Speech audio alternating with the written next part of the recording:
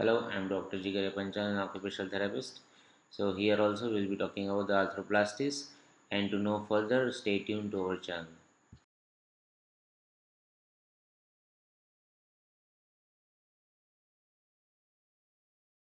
So in today's topic, we'll be talking about hip replacement. So, say if the hip is damaged, by arthritis or a fracture or a condition, common activities such as walking or getting in and out of a chair may be painful and difficult. So the hip may be stiff, or it can get hard to put on the shoes and socks, and maybe feel uncomfortable while resting. So if medications changes in the everyday activities and use walking supports do not adequate help the symptoms, and may consider hip replacement surgery. Hip replacement surgery is a safe, effective procedure that can relieve your pain, increase motion, and help get back to enjoy normal or everyday activities of ADL. So that's why hip replacement is one of the major things which is to be done and taken care at that point of time. Further, let's talk further about say the anatomy of the hip. I'll introduce that one. So the hip is one of the largest bones. It is a ball and socket joint. The socket is formed by acetabulum, which is a part of a pelvis bone. The ball is the femoral head, which is the upper end of the femur, this thigh bone. So the bone surface of ball and socket are covered with articular cartilage and smooth tissue that cushions the ends of the bones and enables them to move easily. So if we see that thin tissue basically called synovial membrane surrounds the hip joint. In a healthy hip, this membrane makes a small amount of fluid that lubricates the cartilage and eliminates almost all friction during the hip movement. So that's why it is important to consider in this way that how uh, uh, particular hip joint you can consider in this point. So bands of the tissue called ligaments, the hip capsule, connect the ball of the socket and provide stability to the joint. The common causes of the hip joint, maybe the hip pain basically. So there are further many things in this involved. So if we move further in this, the most common cause of chronic hip pain and disability is arthritis. Because say as in the previous lectures I have already discussed what is arthritis and how it is affecting the particular form of doing certain things, and it should be taken care and in this concern. So osteoarthritis, rheumatoid arthritis, traumatic arthritis are most common forms of disease. And further if we talk, I'll be discussing a little in brief about these problems. So the osteoarthritis, if you say that this is an age-related wear, if you say wear and tear type of arthritis. So it is usually occurs in people 50 years of age and older, and often in individuals with a family history of arthritis. So the cartilage cushioning the bones of the hip joint wears away. So in this case, if we consider that the bones then rub against each other, causing hip pain and stiffness. Osteoarthritis may also be caused or accelerated by su- subtle irregularities in how hip develop in children or in childhood. So that is also to be considered. For the rheumatoid arthritis, it is an autoimmune disease in which the synovial membrane becomes inflamed and thicken, and this chronic inflammation may damage the cartilage, leading to pain and stiffness. So, rheumatoid arthritis is the most common type of group of disorders termed under inflammatory arthritis. Further, you have post traumatic arthritis. So, this can follow a serious hip injury or fracture. So, the cartilage may become damaged and lead to pain, hip pain, and stiffness over time. Then osteonecrosis. So an hip is, so you can say an injury to hip such as dislocation or fracture may limit the blood supply to the femoral head. So this is called osteonecrosis, also sometimes referred to as avascular necrosis. So the lack of blood may cause the surface of the bone to collapse and arthritis will result. So some disease can also cause osteonecrosis. Then you have childhood hip disease. So some infants and children will have hip problems. Even though the problems are successfully treated during childhood, they still cause arthritis later on in life. So further, this helps. This happens because the hip may not grow normally, and the joint surfaces are affected. So there are certain issues which you see at this point, that how it is affecting the particular. So thus is said that total hip replacement is one of the most successful procedures in all of the medicine. So in the vast majority, if we say of the cases, total hip replacement enables people to live more active lives without debilitating hip pain over time. However, a hip replacement can fail for various reasons also. So it is also to be considered that way.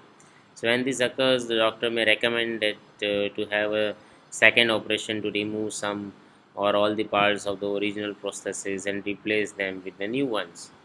So this procedure is also called kind of a revision total hip replacement. So that is that and another form of total hip replacement. So that is another thing, but that is will not be discussing today. And today we'll be just discussing about the topic of the total hip replacement. Thank you.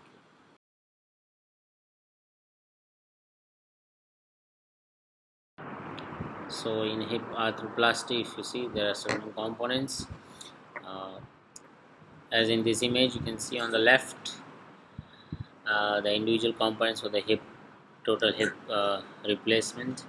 The components merge into an implant. The implant as it fits into the hip. So that's how the things are. There's the inner layer plastic, femoral head, femoral stem, acetabular component. All together makes a hip joint. So normal hip joint here on the right side, if you see, there is an narrow spacing, no interarticular space between the pelvic acetabular space and the head of the femur on the right side. So there's an X-ray image. So in total hip replacement is called as total hip arthroplasty. The damaged bone and the cartilage is removed and replaced with prosthetic components. So the damaged femoral head is removed and replaced with metal stem, as in this image you can see. So this so that is placed into a hollow center of the femur. So the femoral stem may be either cemented or press fit into the bone. So a metal or ceramic ball is placed on the upper part of the stem. So this ball replaces the damaged femoral head that was removed. So the damaged cartilage surface of the socket acetabulum is removed and replaced with a metal socket. So the screws or cement are sometimes used to hold the socket in place. So a plastic ceramic, if you see that a metal spacer is inserted between the new wall and the socket to allow for smooth gliding surfaces. So the decision sometimes is very harsh to make about the hip arthroplasty. Uh, so to have the hip replacement surgery should be cooperative one between your own personal decision and with the consultant with the, consulting with the expert, the doctor, primary doctor and the orthopedic surgeon, your family, everyone. So the process of making this decision typically begins with a referral by the doctor to an orthopedic surgeon for the initial evaluation. And there are several reasons why the doctor may recommend hip replacement surgery. So the people who have benefit from hip replacement surgery maybe often have a kind of a hip pain that limits everyday activities such as walking or bending. So they are candidate for the surgery. Then hip pain it continues while resting either day or night. There that is another factor. Stiffness in the hip that limits the ability to move and or lift the leg. Third factor. The fourth one, inadequate pain relief from anti-inflammatory drugs. Rehabilitation, any therapy if someone is receiving for this, or walking supports. So because even after this they have inadequate pain relief, so this is another factor which is responsible for the individual who are liable for the hip surgery. So there are no absolute age or weight restrictions for the total hip replacements. The recommendation for the surgery are based on the patient's pain and disability, but not the age. So most patients who undergo total hip replacement are between the age of 50 to 80, but that again is decided by the orthopedic surgeon individually. So total hip replacements have been performed successfully at all ages, from the young teenager with juvenile arthritis to the elderly patient with degenerative arthritis. So if you see that there are certain orthopedic evaluations we have to be considered. So this consists of a medical history, that is the orthopedic surgeon will gather information about the general health and ask questions about the extent of the hip pain and how it affects the ability to perform everyday activities. Physical examination, in that they will assess the hip mobility, strength and alignment. The images uh, uh, uh, X-ray images helps to determine the extent of damage or deformity in the hip joint, and occasionally some tests such as MRI scan may be needed to determine the condition of the bone and soft tissue of the hip joint. As in the image you can see here, you can very clearly differentiate between the image right and left. The radiological image, X-ray image, that left side is pretty normal and looks decent and well aligned, as well as there is a proper interarticular space. But on the right side there is nothing, spaces is little deformed, and it's been uh, synced in the acetabulum space, that is causing certain issues. Further, the surgeon after this will review the results of the evaluation and discuss with the hip replacement surgery. They'll consider the best method to relieve your pain and improve the mobility. So there are certain other treatment before taking this final step of replacement, that is with certain medications, with proper rehabilitations, exercises, or any other types of surgery which may be considered. So in addition, the doctor will also explain the potential risk factors and complications for the hip replacement surgery, which are related to the surgery itself in the course of time, which may develop after the surgery.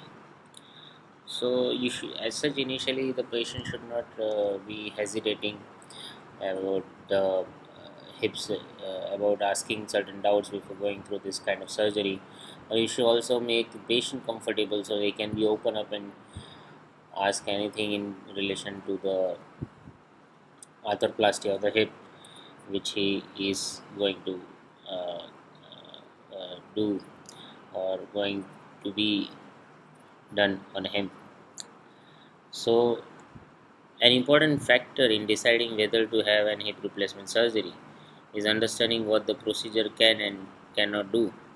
So most people who undergo hip replacement surgery experience a dramatic reduction of the hip pain and a significant improvement in their ability to perform the common ADL activities. So with normal use and activity, the material between the head and the socket of every hip joint replacement implant begins to wear. So the normal use and activity, the material between the head and the socket of every hip joint replacement implant begins to wear. So excessive activity or being overweight may speed up this normal wear and cause the hip replacement to loosen and become painful. So therefore most surgeons, if you say, advise against high impact activities such as uh, running, jogging, jumping, or other high impact sports.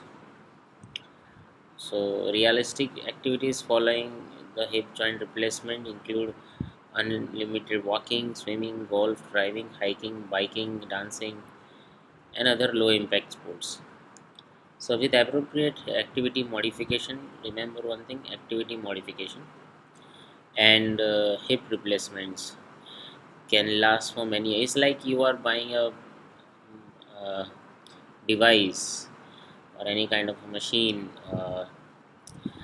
and how you take care of it. Any kind of a mechanical device which you are buying, which is non-electronic, and it depends on you how you treat it well, and that's how its wear and tear will be uh, performed.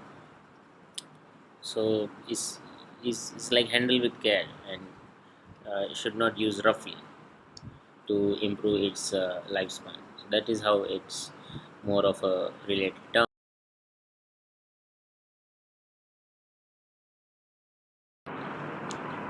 So, in the medical evaluation, if you decide that you have certain hip surgery, if any patient decides to have a hip replacement surgery, so the orthopedic surgeon may ask the patient that to complete the physical examination, as I mentioned before, and so this i- is needed to make sure that is the person healthy enough to have surgery and complete the recovery process, because many patients with chronic medical conditions like heart disease may also be evaluated by the specialists like cardiologists before the surgery. It is also important to take care and to examine the other side, the other hip joint, which is not to be operated. Because, see, it is a natural tendency that if one side is weaker, the person tends to use the strongest side of the body.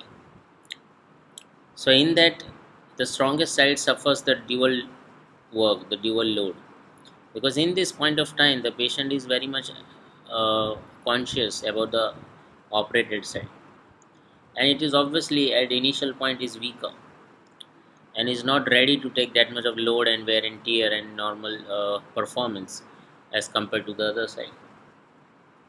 This can even happen in the knee surgery or any other, or even any person has a injury to certain joints, so they won't be preferring to use that as the primary uh, uh, loading area, and that's how it goes out. And also it is important to understand any kind of premorbid issues. So in arthroplasty, this is a means I am explaining. I took around this many parts of arthroplasty just to make sure that you understand that how this surgery is taken care, why it is important, what are things to be taken care before doing the surgery, how the surgery takes place, and what should we be doing after the surgery. Because uh, when you get the patient, you see him in every context, you know the patient even after the, because when you come across this kind of patient, so you will know the patient before the surgery and after the surgery, and that helps your rehabilitation process and makes it sharper to deal with this kind of issues, and to help the patient to perform in a higher exaggerated and normal manner. So several tests also such as blood test and urine samples are being conducted. Electrocardiogram EKG and a chest X-rays may be needed before the surgery.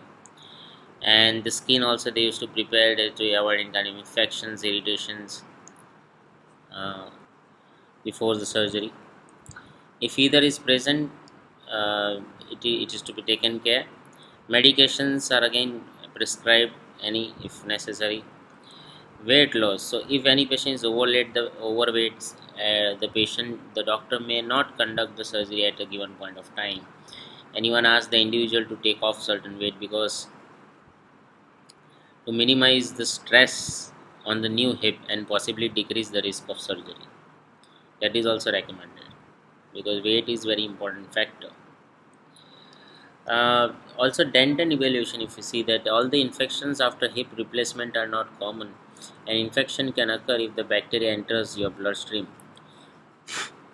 So, because the bacteria enter the bloodstream during the dental procedures, major dental procedures, tooth extraction or uh, uh, periodontal work should be completed before the hip replacement surgery, because routine cleaning of the teeth should be delayed for several weeks after the surgery with a chance of infection though.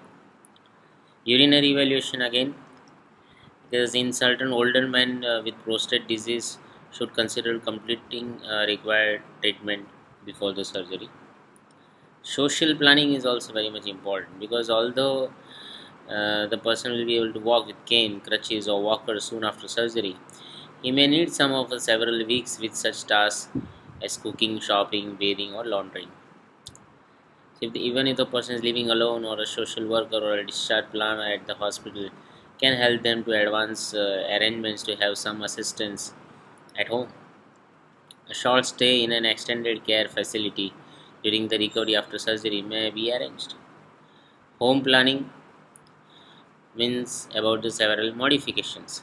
So to secure fasten safety bars or handrails in the shower or bathe, secure handrails along all stairways, a stable chair for the early recovery with a firm seat cushion that allows the knees to remain lower than the hips, a firm back or two arms, a raised toilet seat, a stable shower bench or a chair for bathing, a long handled sponge and shower hose, the dressing stick or a socket or long handled shoe horn for putting on and taking off shoes and socks without excessive or without excessively bending for the new hip, a reacher that will allow to grab objects without excessive bending on the hips, firm pillows for the chairs, sofas, or car to unable to sit with the knees lower than the hips, means not doing the 90-degree hip flexion basically. Then removing for all loose carpets and electrical cords from the areas where the person is walking in the room, because to reduce the chances of fall. So these are the, in the rehabilitative point of view, what we can do for the patient when he is about to get discharged. Before going his home, then we can do certain changes in the home modifications which helps the patient to very much further extent and allow him to be functional in his maneuvering inside the house, and decreasing the risk of fall at this point of time. So so in the surgery there this is things to be done. And the implant components, as you can see here, I have mentioned the picture. So there's a kind of implants which I used, which are formed. And the procedure also here, the surgical procedure usually takes from 1 to 2 hours, where they remove the damaged cartilage and bone and then position new metal, plastic, or ceramic implants to restore the alignment and function of the hip. When after surgery, they will be moved to the recovery room, where they will remain for several hours while the recovery from the anesthesia is monitored. Of course, anesthesia will be given, no doubt about it. And after the person wakes up, they will be taken to the hospital room or discharged to home. So that's how the things are being performed at the initial point of time.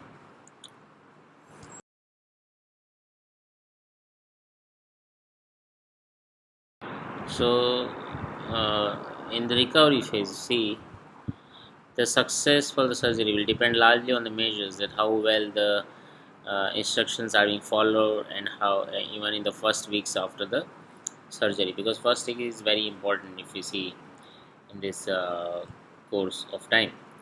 So pain medications again are prescribed for the short-term pain relief after surgery. So many types of medications are available, that is opioids, non-steroidal anti-inflammatory drugs, NSAIDs. Then uh, acetaminophen, and then local anesthetics. In the combination of these medications will improve pain relief as well as minimize the need for the opioids. To be aware that though opioids help relieve pain after surgery, they are a narcotic and can be addictive. So it is to be taken as prescribed though. Wound care also to consider that a person may have stitches or staples running along the wound or suture beneath the skin. So the stitches or staples will be removed approximately 2 weeks after the surgery. Avoid getting the patient should avoid getting it to be wet. Should be should properly dressed and supported with clothing or stockings. Diet is as advised. Activity also it is important that the exercise because that is the what to be taken care at this point of time in a considerable state. So exercise is a critical component of the home care, particularly during the first few weeks after the surgery. The patient should be able to resume most normal light daily activities of daily living within 3 to 6 weeks following the surgery. So some discomfort obviously will with activity and at night is common for several weeks. So the activity program should be included, say a gradual walking program to slowly increase the mobility initially in the home and later outside, because home is a known area and very uh, even surface, and there are no ups and downs in the home uh, surface, and that helps the person to move to be mobile and reduces the risk of fall. Resuming other normal household activities such as sitting, standing, and climbing stairs. Then specific exercises several times a day to restore movements and strengthen the hip, and probably it will be able to perform the exercise without the help, but obviously rehabilitation and proper exercises for the hip joint are very much necessary at the initial point, that is the first week after the surgery. Also there are certain possible complications related to the surgery, uh, this hip arthroplasty, which I'll be discussing with you. Though I have taken a separate class for complications, but still today I'll again like to discuss and ponder some few points on it. That what are the complications which are there in this and to be considered any patient, because complications is a very another thing and important topic to consider when we are treating any patients with the arthroplasty, maybe of any joint at any area. So I'll be continuing with complications in the next slide.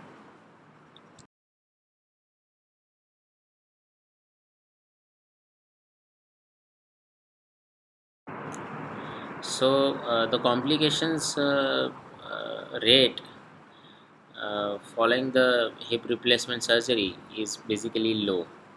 So serious complications such as joint infections occur less than 2% of patients.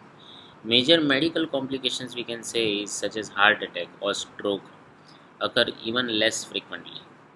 However, chronic illness may increase the potential for complications, because although uncommon, when these complications occur, they can prolong or limit full recovery. Infection.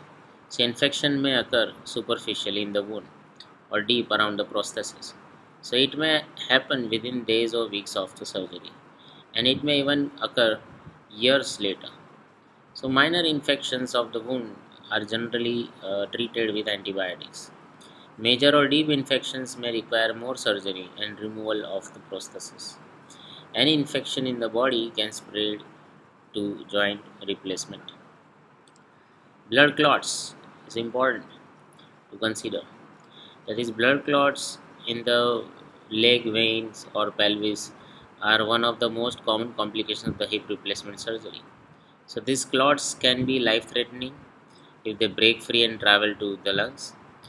or there should be any prevention by the use of blood thinning medications, support horse, inflatable leg covering, ankle pump exercises, and early mobilizations.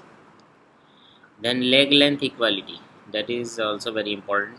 That is, sometimes after a hip replacement, one leg may feel longer or shorter than the other. So the orthopedic surgeon will make every effort to make the leg lengthen, even but may lengthen or shorten the leg in order to maximize the stability and biomechanics of the hip joint. So there is some patient may feel discomfort or comfortable with the shoe lift after the surgery.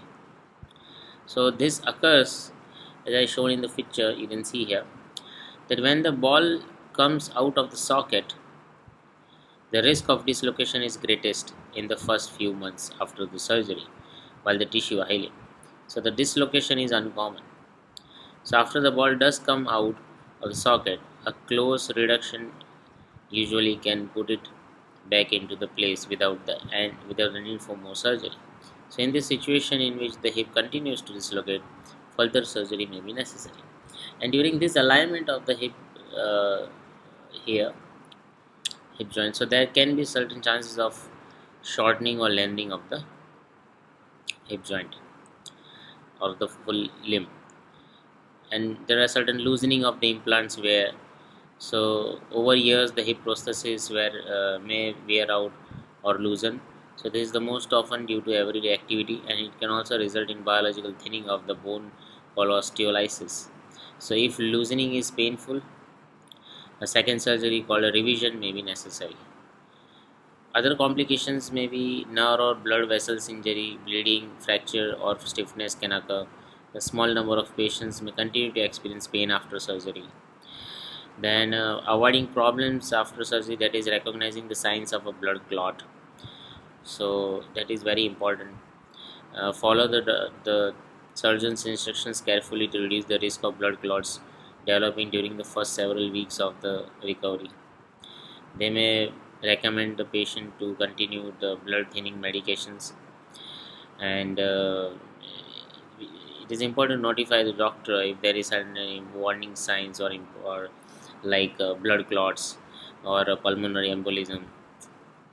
So the warning signs for the blood clot include pain in the calf and leg that is unrelated to the incision, tenderness or redness of the calf, then new or increasing swelling of the thigh, calf, or ankle or foot. So these are the warning signs for the blood clot. Then warning signs for the pulmonary embolism is sudden shortness of breath, sudden onset of chest pain, localized chest pain with coughing. So that is the embolism warning sign, pulmonary embolism warning sign. I'll repeat again. Warning signs for the blood clot are pain in the calf, leg unrelated to the incision, tenderness or redness of the calf, and new or increasing swelling of the thigh, calf, ankle, or foot. Warning signs for pulmonary embolism is sudden shortness of breath, sudden onset of chest pain, localized chest pain with coughing. Preventing infection, again, the common cause of the infection following the hip replacement is from the bacteria that enter the bloodstream during the dental procedures, urinary tract infections, or skin infections. So there are also some risk factor which may be need to taken in the antibiotics prior to the dental work or any other kind of surgery, or which enters the bacteria into the bloodstream and causes the problem. So warning signs of infection are persistent fever, chills, increased redness, tenderness, swelling of the hip uh, uh, wound, uh, drainage from the hip wound, and increasing hip pain with both activity and rest. So these are the warning signs for the infection. I'll just repeat again. Persistent fever, chills, increasing redness, tenderness, swelling of the hip wound, drainage from the hip wound, increasing hip pain with both activity and rest. These are the warning signs of the any kind of infection. Then avoid falls. Of course, falls is a very big thing, and which it occurs causes much more problems. Not even the disalignment in the problem, the surgery, but also can cause a new form of injury. So a fall during the first few weeks after the surgery can damage the new hip and may result in a need of a more surgery. Stairs are particular hazard until the hip is strong and mobile. So the person should use cane, crutches, walker handles, or have some help until they have their proper improved balance, flexibility, and strength. So that's why therapy is very much important to uh, uh, uh, to outage these things. Also, certain precautions to be taken to ensure proper recovery, prevent dislocation of the prosthesis. Taking special precautions when sitting, bending, and sleeping, usually for the first 6 weeks after the surgery. So these precautions will vary from patient to patient depending on the surgical approach with the patient, with the therapy, with the which the surgeon uses to perform for the hip replacement. And see, the new hip is different from this. So how, so the person may feel some numbness in the skin around around the incision, may feel some stiffness, particularly with excessive bending. uh, Difference is often diminished with time, but the most patient find these are minor compared with the pain and limited function they experience prior to surgery. And protecting the hip replacement, that is, uh, maybe participate in regular light exercise program to maintain proper strength and mobility of the new hip, and to take some precautions to avoid falls and injuries. If the uh, if uh, if say for example, if you break a bone in the leg, you may require more surgery. To make sure any dentist knows any kind of hip replacement, talk with the surgeon, uh, consult the orthopedic surgeon periodically for routine follow-up examinations, x-ray. Even if seems to for the patient that the hip replacement seems to be doing fine, because you never know what's going inside. So in that way case, it is important to consider these certain factors. So this was about the hip replacement surgery, just to know as per your level at this point. So whenever you come across to any kind of patient with arthroplasty of the hip, these are certain precautions which is to be taken care and to be treated him, and this is how certain procedures are done for the hip replacement surgery. Thank you. I have mentioned the references for you to go through to the topic in a deeper extent, and we'll be discussing further on hip and knee arthroplasty in the next lecture.